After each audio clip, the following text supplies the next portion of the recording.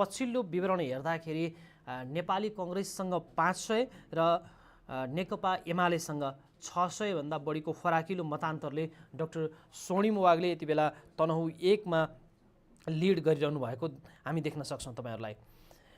काठमाडौँ 10 को अर्को अपडेट हामीलाई प्राप्त भएको छ। लेटेस्ट अपडेट काठमाडौँ 10 मा रासोपाले 5 रासोपा उम्मेदवारले 5665 मत ल्याउनु भएको छ। कांग्रेसले 1000 कटाएको छ भने राप्रपाले 948 मत ल्याएको छ। एमालेको सूर्य चिन्ह वाहक उम्मेदवारले 663 मत प्राप्त गर्नु भएको छ।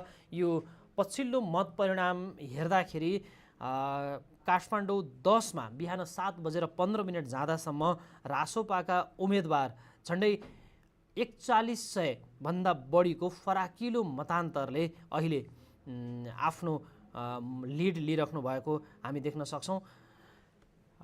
देशैभरको चुनावी मत परिणाम हेर्दाखेरि पुराना दल नयाँ दलको मत परिणामको विवरण हेर्दाखेरि नयाँ दल अत्यन्तै आक्रामक रूपमा लिड गर्ने र अग्रता र फराकिला मतान्तर बनाउने क्रममा अगाडि देखिएको छ भने पुराना दलहरू डिफेन्सिभ अवस्थामा देखिएको छ। खास गरी नेपाल कम्युनिस्ट पार्टीको मत परिणाम र मतको अवस्था हेर्दाखेरि नेपाल कम्युनिस्ट पार्टी अत्यन्तै कमजोर अवस्थामा देखिएको छ। जस्तै राप्रपा योभन्दा अगाडि 5औं ठुलो संसदीय शक्ति थियो, राप्रपा पनि कमजोर देखिएको छ।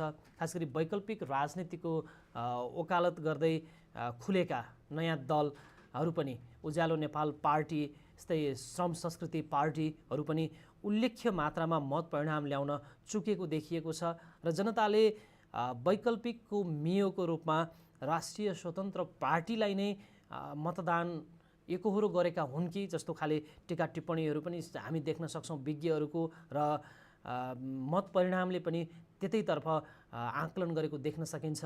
किनभने सुरुवाती रुझानहरूमै पुराना दलहरूको कोर एरिया भनिएका, आफ्नै एरिया भनिएका र यो उम्मेदवारले त हार्दैन है भनिएका क्षेत्रमै भयंकर ठुलो मतान्तरसहित उम्मेदवारहरू अगाडि बढेको देख्दाखेरि त्यो हामी स्वाभाविक रूपमा भन्न सक्छौं। किनभने नेकपा एमालेका उपाध्यक्ष विष्णु पौडेलकै क्षेत्र हेर्ने हो भनेदेखि रूपन्देही 2 पटक पटक विष्णु पौडेललाई अर्थमन्त्री बनाएको क्षेत्र हो। एमालेले अधिकांश समय आफ्नो लाभका पदहरूमा बैठाएको मान्छे हो विष्णु पौडेल।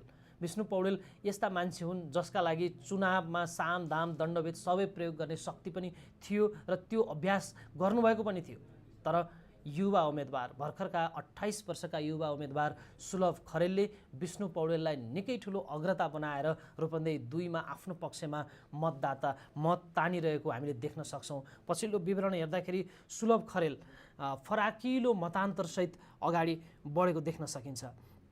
देशैभरका नतिजाहरू आइरहेको छ र तपाईहरुलाई चासो भइरहेको छ कहाँ कस्तो होला भनेर। खास गरी सबैभन्दा चासो रहेको अर्को इपी सेन्टर सर्लाही 4 मा भने मतगणनाको विवरण आएको छैन। सर्लाही 4 मा हिजो बसेको सर्वदलीय बैठकले नै भोलि बिहानबाट मतगणना सुरु गर्ने भन्ने एउटा खालको सहमति गरेको थियो। त्यही सहमतिपछि अब कसरी मतगणना